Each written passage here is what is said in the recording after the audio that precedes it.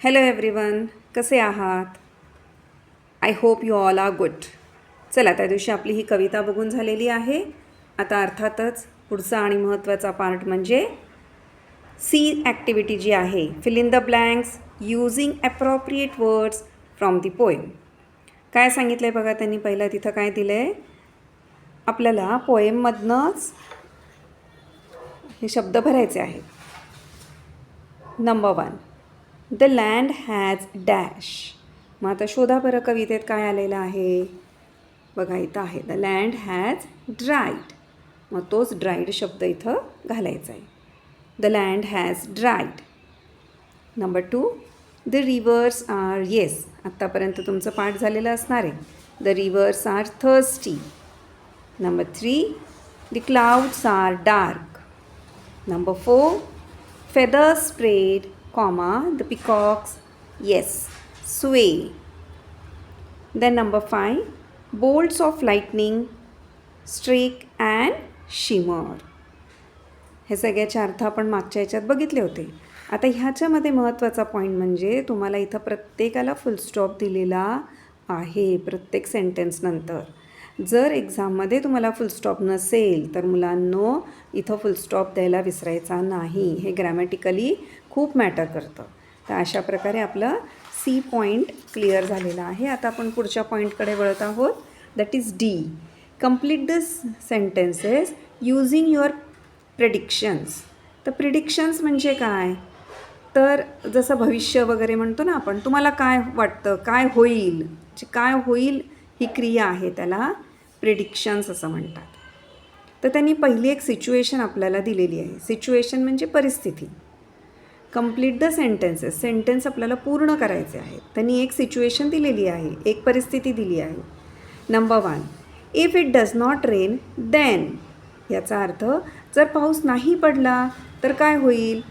विचार करा बरं, पहिल्या ओळीतच होतं, पाऊस जर नाही पडला, खूप सूर्य होता, प्रखर सूर्य आग ओकत होता, त्यावेळेला कसं होतं, द लँड खूप ड्राईड होती ना. मग आपण काय लिहू शकतो, the land will remain dry. इथं विल का घालायचं आहे मुलांनो, कारण आपल्याला प्रेडिक्शन आहे. प्रेडिक्शन म्हणजे भविष्यकाळातली स्थिती आपल्याला सांगायची आहे. जर इफ आलेला आहे, इफ अँड देन ही इंग्लिशमधली जोडी असते. जसं जर तर मराठीत म्हणतो तशी ही जोडी आहे, if and then. If it does not rain then the land will remain dry. आता दुसरं तुम्ही सांगू शकता.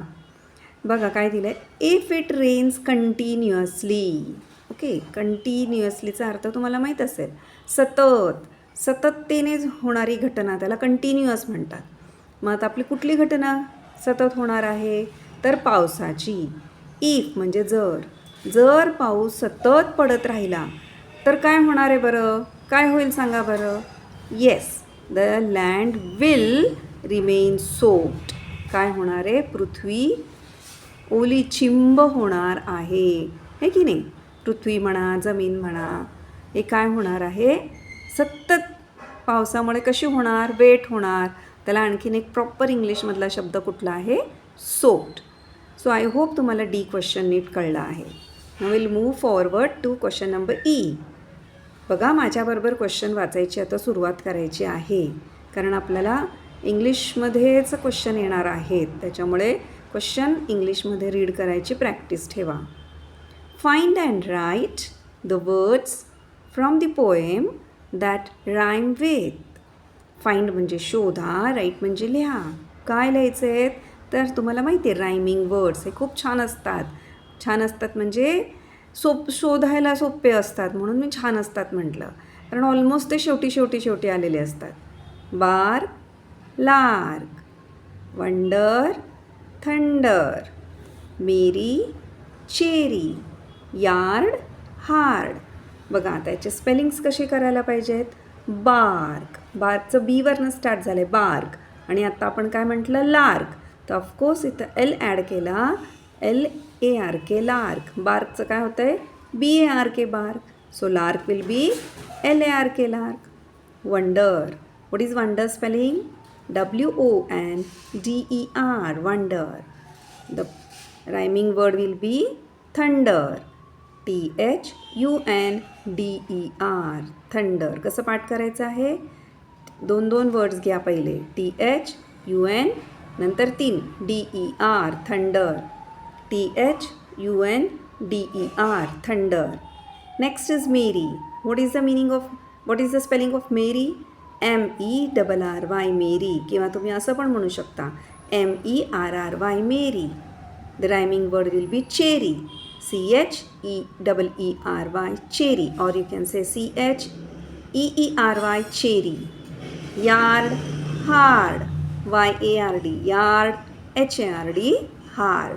तर हे रायमिंग वर्ड्स खूप सोपे असतात, ह्याच्यात आपल्याला पूर्ण मार्क मिळून जातात. बघा, परीक्षेत तुम्हाला 4पैकी 3, 5पैकी 4 असं लिहायला येईल, पण आपण सगळे लिहायचे, कारण मुलांनो रायमिंग वर्ड्स करायला फारसा वेळ लागत नाही. पण एखादा चुकला तर मात्र दुसऱ्यात आपले मार्क मिळून जातात. म्हणून इथं लिहिताना कंटाळा करायचा नाही, हा क्वेश्चन पूर्ण सॉल्व करायचा. Yes, now will move forward to the next question. Come on children, read with me. Read the poem and complete the given table. बघा, परत आपल्याला पोएम रीड करायची आहे. आय होप आत्तापर्यंत तुमची पोएम रीड करून झालेली आहे. आता याच्यावरनं आपण हा टेबल कंप्लीट करूया. टेबल कंप्लीट करण्यासाठी इथं आपल्याला काही शब्द दिलेले आहेत. आधी ते वाचायचे आणि मग पुढच्या क्वेश्चनला जायचं. बघा काय दिले आहेत. फ्लॅश है ना, फ्लॅश आपण बघितलं होतं पोएममध्ये. एक विजेचा झोत येतो पटकन, ते HAPPY. हो, तो तुमचा पाठच आहे. हॅपी. ROAR road. रोड म्हणजे काय माहिती आहे का मुलांनो? वाघांची, सिंहांची काय असते? गर्जना, त्याला रोर म्हणतात. तशा प्रकारचा तो आवाज, रोर. COMPLETELY. बघा मी कसं वाचलं, तसाच वाचायचा प्रयत्न करा, म्हणजे तुमचं पटकन पाठ होऊन जाईल. COMPLETELY. कम्प्लिटली वेट म्हणजे पूर्णपणे ओले, चिंब. And the last is sprayed. SPRAYED sprayed. SPRAYED sprayed. Spray करतो की नाही आपण, फवारा मारतो, ते स्प्रेड. आता बघा काय दिलेलं आहे. इथे दिलेत वर्ड्स आणि इथे दिलेले आहेत similar words.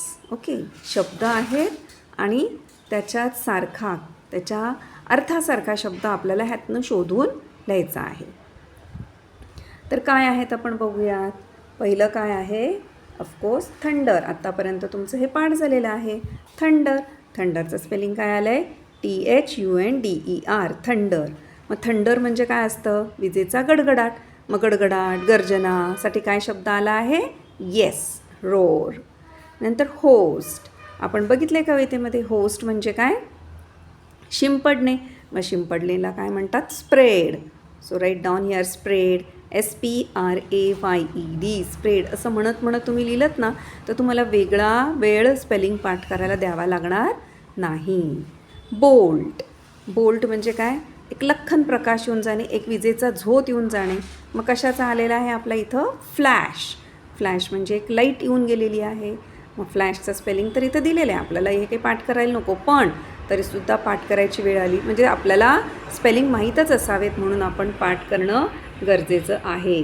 So flash. FLASH flash. Next आहे ब्राईट अँड काय वाचायचं हे? येस, छान वाचलं. चिअरफुल. ब्राईट अँड चिअरफुल म्हणजे त्याचं मीनिंग आहे हॅपी. आहे का बघा याच्यात? Yes, happy. ते इथं लिहून टाकलं आहे. ड्रेंच्ड. ड्रेंच्ड म्हणजे काय? हां, आता काय राहिलं आहे बाबा? Completely weight.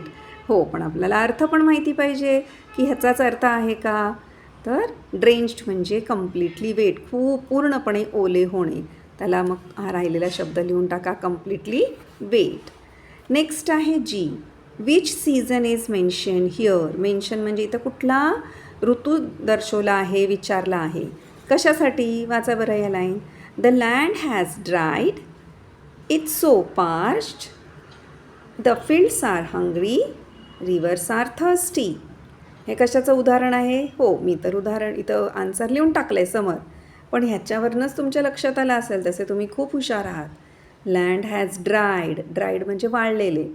ती जमीन वाळलेली आहे. जमीन वाळली आहे, शेत भुकेले आहेत, नद्या तहानलेल्या आहेत. म्हणजेच कशाचा? कशाचं उदाहरण, कशाचा सीझन आहे हा? समर. कुठला मेन्शन केला आहे? Yes, summer. What is the spelling of summer? SUMMER, समर. और यू कॅन रिपीट SUMMER, समर. पण लगेच हे पाठ करत करतच लिहायचं आहे. Next question is H. Read, think and complete the following. बघा तुम्हाला काय काय ॲक्टिव्हिटी सांगतात त्याप्रमाणेच करायचं आहे. रीड म्हणजे वाचायचं आहे, थिंक म्हणजे काय? विचार करा, अँड कम्प्लीट द फॉलोइंग आणि मग हा टेबल पूर्ण करायचा आहे. कधी पण विचारपूर्वक हा कुठलाही गोष्ट आहे ती विचारपूर्वक लिहिली म्हणजे आपलं खाडाखोड होत नाही, मार्क जात नाहीत. बरं आता काय बरं ह्या टेबलमध्ये दिलं आहे? काय दिलं आहे बघा, CONDITION. ह्याचा उच्चार होतो कंडिशन. कंडिशन म्हणजे परिस्थिती. मगाशी नाही का मी सिच्युएशन वापरलं, सेम सिच्युएशन आणि कंडिशन एकच. CONDITION, condition before rain. Before म्हणजे च्या आधी. तर कशाच्या आधी? आत्ता रेनच्या आधीची परिस्थिती कशी होती? मग कुणाकुणाची ती त्यांनी इथं दिली, ती आपल्याला विचारात घ्यायची. आणि इथं काय विचारलं आहे? Condition after rain. तर कंडिशन म्हणजे काय सांगितलं? येस, कंडिशन म्हणजे परिस्थिती. कशाच्या परिस्थिती? तर आफ्टर रेन, पावसाळ्यानंतरची परिस्थिती. मग आता चला बघूया कुणाकुणाची विचारली आहे. Condition before rain. The sky. Sky म्हणजे आकाश, आकाशाची परिस्थिती किंवा condition of sky before rain. मग पावसाच्या आधी आकाशाची परिस्थिती कशी होती? How was the condition of the sky before rain? Yes, the sun is shining very hard. सूर्य काय होता? खूप प्रखर होता. How was the condition of the sky before rain? The sun is shining very hard. Now will see the condition after rain of the sky. पाऊस पडल्यानंतर कसं होईल बरं आकाश? Yes, the sky will be dark and cloudy. आहे ना, ढगाळ वातावरण होतं की नाही? का लगेच एकदम उजाडतं? नाही, थोडंसं असं अंधारलेलं राहतं. So condition after rain, it will be dark and cloudy. ना कंडिशन बिफोर रेन, पावसाच्या आधीची परिस्थिती कोणाची? लँड, जमिनीची. कशी असणार आहे? Dry and parched. है ना, बघितलं ना आपण हे, कोरडी आणि खूप तापलेली. आता कंडिशन आफ्टर रेन कशी असणार आहे? पाऊस पडल्यानंतर वेट अँड सोक्ड, खूप ओली असणार आहे. जसा पाऊस असेल तशी जमीन ओली राहणार. खूप पडला तर खूप होईल, थोडासा पडला तर थोडी ओली होईल. नाव कंडिशन बिफोर रेन कुणाची? आता अर्थ. अर्थ म्हणजे काय सांगा बरं मुलांनो? येस, आपली पृथ्वी. अर्थचं स्पेलिंग काय? EARTH, अर्थ. what is the condition of the earth before rain? The earth is hungry, thirsty. जरी हे रिव्हरबद्दल असलं तरी रिव्हर अर्थमध्येच येते की नाही, म्हणून दोन्ही लिहिलं तरी चालेल. The earth is hungry and thirsty. And the condition of the rain after the condition of the earth after rain, the rain is happy and cheery. कशी होणार आहे पृथ्वी? आनंदित आणि चेरी. चेरीचं स्पेलिंग CHERY, चेरी. अशा प्रकारे हा टेबल पण कंप्लीट केला आहे. रीड द फॉलोइंग, हे पण वाचायचं आहे. Example, fly fly little bird. है ना, फ्लायचं स्पेलिंग येतं आणि हे लिटल नाही म्हणायचं, लिटिल म्हणायचं. आणि ग्रीन विंडोमध्ये बरं काय दिलं आहे त्यांनी? Repetition. Repetition is a figure of speech in which a word, phrase और अ लाईन इज रिपीटेड. आता रिपिटेशन म्हणजे काय? तर ते वारंवार सांगितलेलं असतं. काय वारंवार सांगितलेलं असतं? किंवा मराठी भाषेमध्ये रिपिटेशन म्हणजे पुनरावृत्ती, त्याची पुनरावृत्ती होते. हा एक मराठी भाषेचा अलंकार आहे. जेव्हा एखादा शब्द किंवा वाक्य अधिक प्रभावी वाटण्यासाठी, करण्यासाठी एखाद्या गोष्टीवर भर देऊन कवितेत किंवा भाषणात वारंवार ते शब्द वापरले जातात, तेव्हा त्याला रिपिटेशन असं म्हणतात. ओके, मग तुम्हाला कळलं पाहिजे रिपिटेशन म्हणजे काय. काही वेळेला शिक्षक नाही का रिपीट म्हणतात. मग रिपीट म्हणजे काय? ते पुन्हा म्हणायचं आहे. कशासाठी? तर ते आपल्या लक्षात येण्यासाठी. तर अशा प्रकारे आपण पहिल्या कवितेचं कविता तर झालीच, क्वेश्चन आन्सर्स पण कंप्लीट केलेले आहेत. नेक्स्ट व्हिडिओमध्ये मी आपल्याला 1.2 एक सुंदरशी कविता, सुंदरशी स्टोरी घेणार आहे. ओके, ती आपण बघूया. तोपर्यंत तुम्ही हा होमवर्क कंप्लीट करा. तुम्हाला आवडला असेल तर सबस्क्राईब तर जरूर कराच, लाईक अँड शेअर पण करा आणि काय कमेंटमध्ये पाठवायचं असेल तर पाठवा. Okay friends, till then see you, take care, bye.